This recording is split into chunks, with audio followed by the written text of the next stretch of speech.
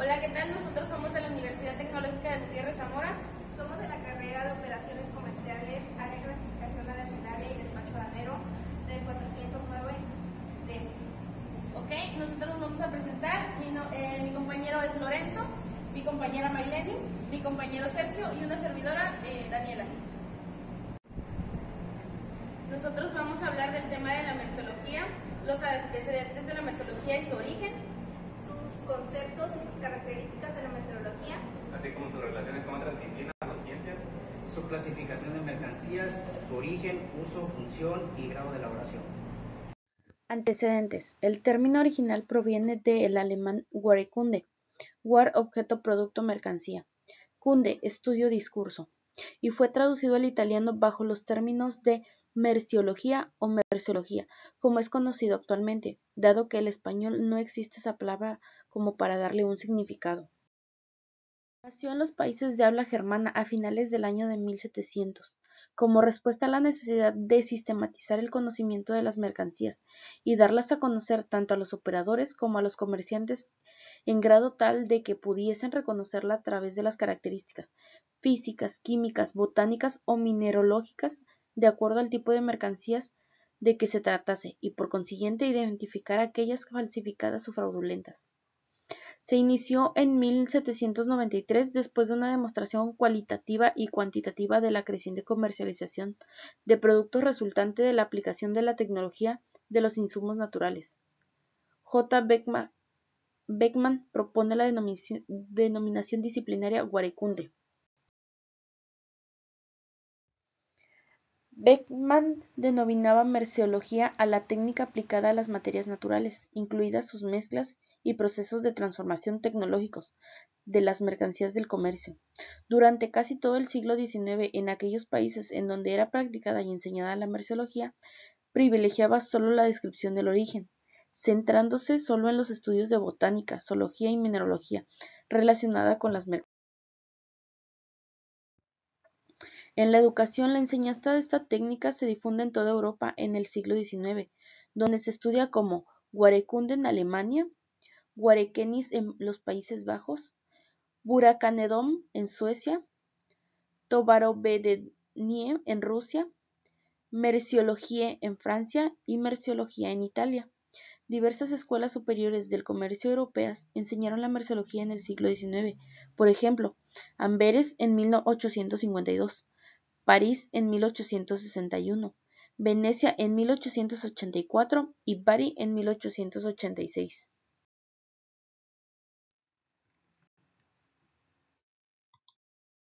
Tenemos los conceptos, nos dice que los conceptos es la ciencia aplicada a las mercancías del comercio internacional, que es designada por su naturaleza, origen, natural, sintético y artificial. También nos dice que es la materia asociada incluyendo todos los procesos de transformación simples o complejos de todas las mercancías. Como segundo punto tenemos las características. Nos dice que se considera la merciología como una ciencia que estudia las mercancías por sus tres características que son objetividad, racionalidad y sistematicidad. Bueno, a continuación vamos a describir qué son estos tres puntos que acabo de mencionar. La racionalidad es la capacidad que permite pensar, evaluar, entender, actuar de acuerdo al tipo de la mercancía.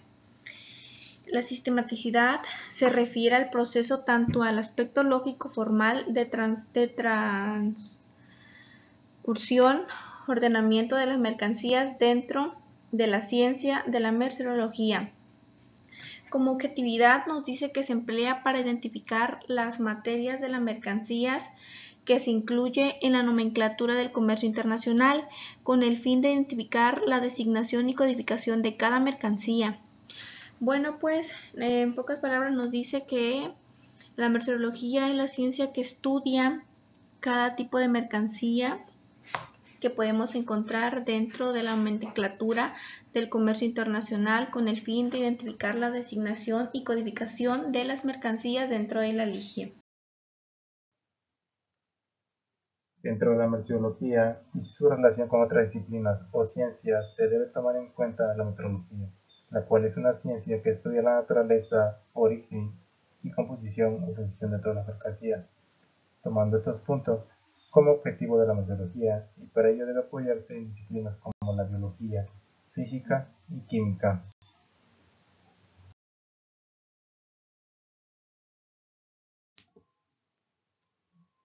Uno de los criterios básicos en los que la biología auxilia a la merceología se encuentra el determinar el origen o procedencia de la mercancía, es decir, a qué reino de la naturaleza pertenece.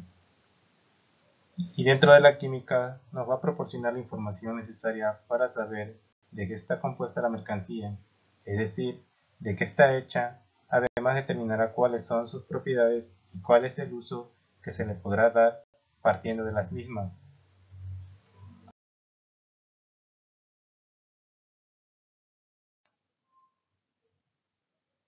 Dentro de la física se va a encargar de estudiar aquellas distinciones que permiten que la mercancía se pueda diferenciar una de las otras, a determinar sus formas de manipulación, transporte, almacenamiento y distribución.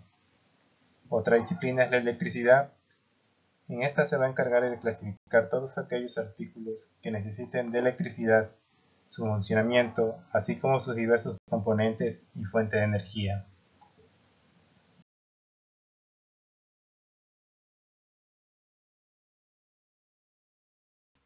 Bien, ahora vamos a ver lo que es la clasificación de las mercancías a nivel nomenclatura por sus criterios de estudio. Bueno, la clasificación es importante tanto para la exportación como para la importación de productos, ¿ok? Ahora, ¿qué es nomenclatura? Bueno, nomenclatura consiste en una lista o numeración de mercancías ordenadas sistemáticamente en grupos en función de determinados criterios, ¿ok? Aquí tenemos una imagen que ejemplifica lo que es la nomenclatura. Sería la sección, el capítulo, partida, subpartida y su fracción arancelaria.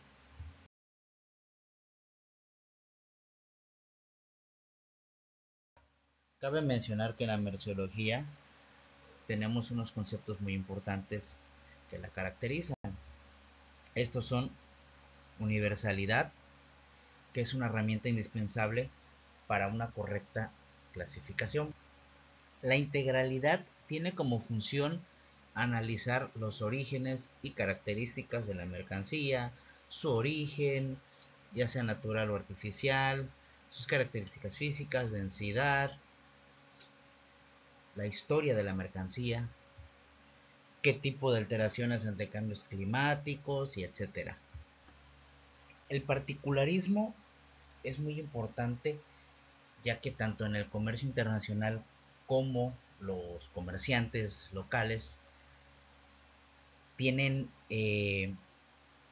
esa obligación de analizar bien las mercancías antes de comprarlas. Influencia de hecho técnico. Esta es necesaria para cualquier tipo de controversia que surja en cuestión de ejercicio de la actividad a la que sea sometida la parte involucrada de la compra de mercancías. O sea, tiene mucho que ver con el transporte que se utilice de lo que es la aduana de origen al destino conformado. El dinamismo, cabe mencionar, y es muy importante decir, que este sistema lo considera el mundo corpóreo por agrupaciones, elementos simples, inextensos. En sí nos indica que es el cómo está compuesta una mercancía. El reglamentarismo se basa en el sistema armonizado y regula la importación y la exportación de mercancías, así como las notas legales y las reglas generales y complementarias, ya que éstas determinan la clasificación de una mercancía. Y por último tenemos la tendencia a la uniformidad. Nos habla de que la uniformidad se da en los más de 200 países que integran el sistema armonizado, ya que da un mismo sistema de clasificar las mercancías de forma que es igual para todos. los que están integrados. Para poder clasificar una mercancía, nos podemos basar del origen de la mercancía, del uso o función o su grado de elaboración. Para poder clasificar una mercancía, hay que hacernos esas tres preguntas muy importantes. ¿Qué es?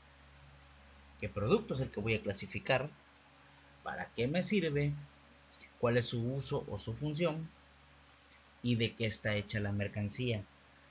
Esto equivale a los componentes que la conforman. Bien, por último tenemos el ejemplo de la clasificación de una mercancía. Nos dice que es un producto conformado por un juguete, huevo de plástico y chocolate hueco.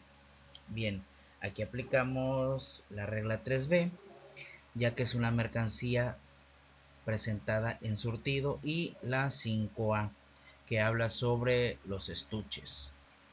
También nos dice que aplicando la nomenclatura, el chocolate se clasifica en el capítulo 18 y el juguete se puede clasificar en el capítulo 95.